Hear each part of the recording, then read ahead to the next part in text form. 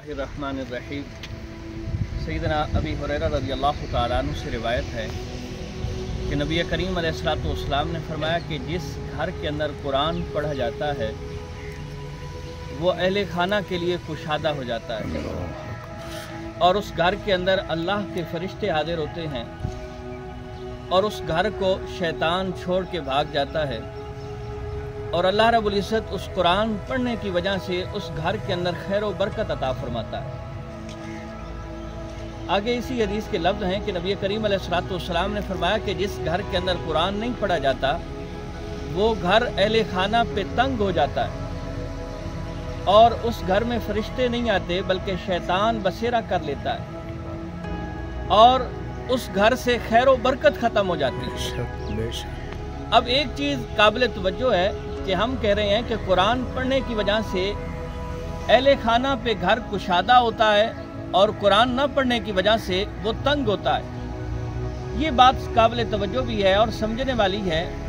कुशादा का माना खुला हो जाना और तंग का माना है कि वो यानी बहुत आप कह लें कि उस अहले खाना के लिए कम पड़ जाए। तो यहाँ ज़ाहिरी माना मुराद नहीं है, यहाँ मजाजी माना मुराद है कि अहले खाना जब कुरान पढ़ते हैं तो उस कुरान पढ़ने की वजह से अल्लाह रब्बुल इज़्ज़त अहले खाना पे अपनी रहमत फजल एहसान का नुज़ूल करता है और उन्हें दिली सुकून मिलता है, ज़हनी सुकून उन्हें मुयस्सर होता है कि वो कुरान पढ़ रहे हैं। और अगर कुरान नहीं पढ़ते तो ये जो ज़हनी सुकून होना चाहिए, यानी घर किस शय का नाम है?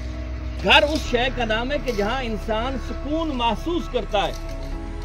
और अगर घर के अंदर सुकून महसूस नहीं कर रहा, उसका दिल तंग हो रहा है, तो यही मिसाल सरकार करीम अलैहिस्सलाम की इस हदीस से है कि अगर हम कुरान नहीं पढ़ेंगे तो अपना ही घर हमारे ऊपर तंग हो जाएगा, यानी हमें वहां सुकून मुयस्सर नहीं होगा, हमें दिली इत्मीनान नहीं होगा।